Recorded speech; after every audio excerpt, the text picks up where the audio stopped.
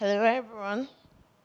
My name is Ruth, and I'm CEO at Bitmama. And I want to talk about how we have been able to build real-life use cases for crypto and USDC, especially on Stellar, across the African markets. So I'm going to start with a product we built out. So when we started building Bitmama, we saw a very huge pain point. And the fact of that was, even though everyone knew what the blockchain is, or someone must have heard about what the blockchain is here and there, but they didn't really know how to use it, or they did not really know how to apply it, right? And when we started out Bitmama, we started out something called crypto cards, and we started out in 2021, and that kind of took our market by storm, which was Nigerian market, because no one else was doing that in the market. But what we realized was that a huge percentage of our markets were actually non-crypto savvy users. So that was where we came to the point for us to create a product called Changera. And Changera, even though our users are able to fund Changera with their fiat currency, we're able to remove the complexity of getting to know about blockchain or going to purchase USDC on the platform before they're able to use Changera. So that kind of moved away with that barrier.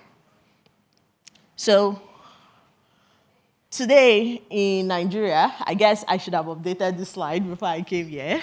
But as at today, the devaluation of the Naira should be hitting somewhere around 220 to 230%. And that has been a really, like someone was just telling me that they grew up in VI, which is somewhere in Lagos. And when they were in Lagos, the Naira was 150 Naira. And as of today, on our platform, we're actually doing transactions of 1,700. And that's like crazy. Kenya is also taking the same route, unfortunately. And why this is happening is because we have like massive dollar shortages. And when I mean massive dollar shortages is when our government sells oil, we kind of have like an oil fund or oil reserve or dollar reserve where these funds are kept. But when they deplenish, that also affects the local currency, which is backed by. So because of that, most of the currency or most of transactions that happen are actually devalued. So the currency starts becoming devalued.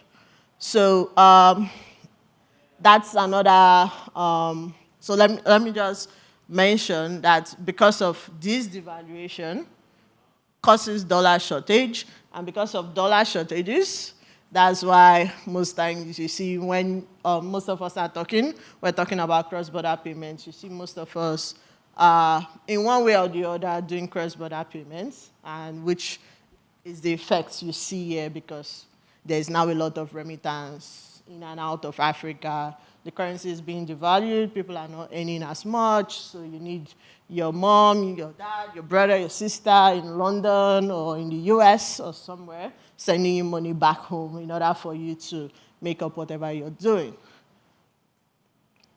And yeah, like I said, basically, and due to the fact that remittance is high or cross-border payments are high across like core African markets, it's still very difficult to send money. You're somewhere between 6 to 9% when you're sending money across sub-Saharan Africa, right? And for us, we've been able to partner with MoneyGram Stellar, and as of today, you could download our app and you could use this. This is live.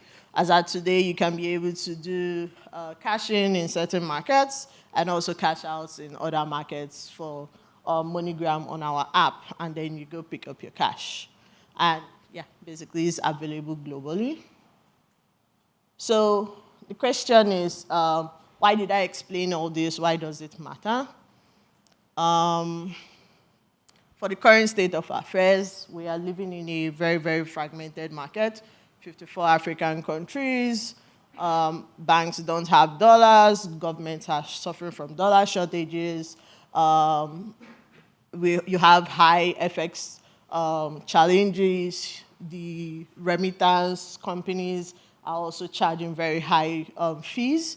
So, but for us, what we're doing is we are focusing on, sorry about that, we're focusing on like, how do we help you spend? So it's not about receiving money or using the money to purchase food, because almost 70% of everything people purchase is food. How do you spend? How do you use that money globally, right? So what we did is we innovated around it and allow you to spend with a dollar virtual or physical card. And by 2025, the debit card market in Africa is going to account for 77% of the revenue for online payments in Africa. And this is where we're playing, because we know this is going to play a very important part in the global south. So by 2020, it was at 6 billion, and not just debit cards, also wallets, right? And as at 2025, we see the market growing to 15 billion. So, like I said, for us, you can be able to spend globally using your USDC on Stellar. You can shop on Alibaba, AliExpress, Netflix, which is what we see most of our users doing. Some even do, I don't know if I should mention this, some people do OnlyFans, but I'm not going to call the user's name. Yeah, and then, yeah, you see Amazon, etc., right? And this has enabled access to many people that were not able to get this access to do this previously. And as we continue to scale doing this, we're really sure like we're removing that friction that was there previously using the blockchain. So this is all about what we're doing. I want to say thank you.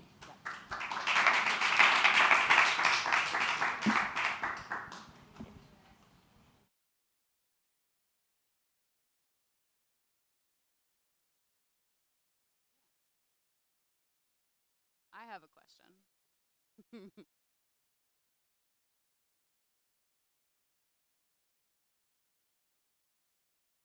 I'm selfish. What can I say? Yeah. Okay, so that 77% of revenue number, Yeah. um, is that,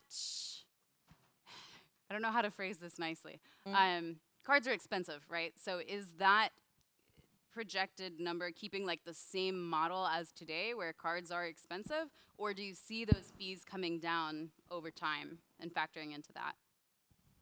Okay, so when you say cards are expensive, what area? Like, is it like getting your first card No, I or? mean more for like the merchants. Like the merchant, the merchant fees, like all the behind the scenes stuff to make cards Yeah, run effectively. Like yeah. the whole ecosystem is a challenge, right? So I'm really intrigued by this because I'd love to see that, but I'm just wondering like, does it have to remain expensive over time? Yeah. Okay. So for us, cards are no more expensive. So like for our cards, you can basically get our cards for like it's almost free. You can get it between 50 cents, right? But yeah, I do know we charge our customers higher, but but you can get it between 50 cents. So basically, what's happening here is it's basically a way to reduce it, right? So we start with virtual cards, which almost cost you nothing, right? And if you know you do need the physical cards, then you can go for the physical cards. But for the merchants, like acquiring and accepting, I don't think it's too difficult for them, because like there are now people like Stripe, there's Flutterwave, etc. that already help them to collect these card payments and make these payments. But like across Africa itself and like spending globally, I'm not talking of locally now, right? That's why these card payments are important, because it's basically not available. It's difficult to get with the banks. So for a typical bank, what basically happens is I go to the bank, I want a dollar card, I fill out the form, and I have to come back with 2 references for my dollar card. And after that, I have to go to where you call, we call them the local bookies, right? So, but Aboki means my friend. But these guys, they stand by the roadside and they sell dollars. So you go meet them with your local currency, you purchase the dollars, and then when you purchase the dollars, you take that dollars back to your bank, and then you deposit that dollar, and then before you can spend from that card. So basically, we've removed all that difficulty and all that process, and we say, hey, once you download the app, you do your KYC, you just request for your card, fund your account, and then you can be able to start performing transactions just the same way you should have done. So I feel like most of the friction or saying that cards are expensive mostly comes from the processes that comes with the banks. So because they don't have that dollar readily available, they have to go through that process, and you have to bring it for them rather than them bringing it for you, right? So yes, we also don't have the same dollars, but we have USDC and we have the blockchain, so it's easier for us to remove that fragmentation. Yeah. Any other questions? Yeah. So I saw like a pie chart of the remittances, Yeah. and I was really intrigued as to why Egypt is actually like the most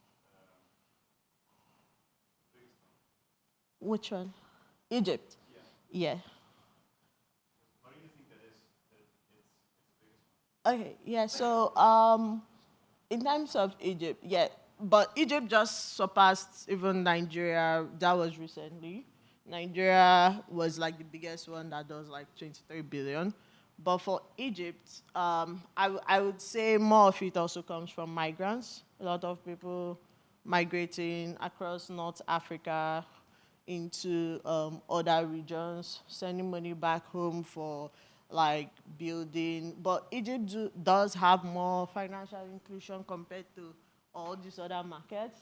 So I still do think that this pie chart is going to change as time goes on, right? Yeah, because yeah, most times I talk about Nigeria because I'm from Nigeria, right? But for Kenya, Ghana, we've been seeing like a massive wave happening recently. So like, well, maybe we give it 5, 10 years, we're going to see this is going to change massively. Yeah. Hi. Hi, I have a quick follow-up on that same slide. Yeah. Are the monies coming into Africa, I mean, maybe Nigeria, Mm-hmm. is it, do you know the kind of like distribution between like maybe US and like maybe other parts of the world, like Europe? Okay. Yeah. I think that would be interesting to understand. Yeah, US definitely takes the chunk. Then you have London, like UK, then you have Europe taking the rest of the chunk. But you hardly see from other places like Asia and the rest. It's not that it doesn't happen, it happens, but US actually takes the chunk of that $20 billion actually being sent into Nigeria. Yeah.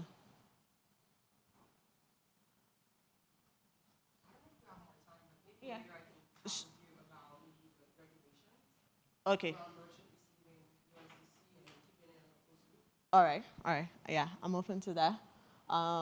But okay, I guess were you also talking about distribution based on what this money is being spent on or what they do with it? Yeah, because like that was what I was saying. Most times, most of this money is like health, food is mostly between health and food.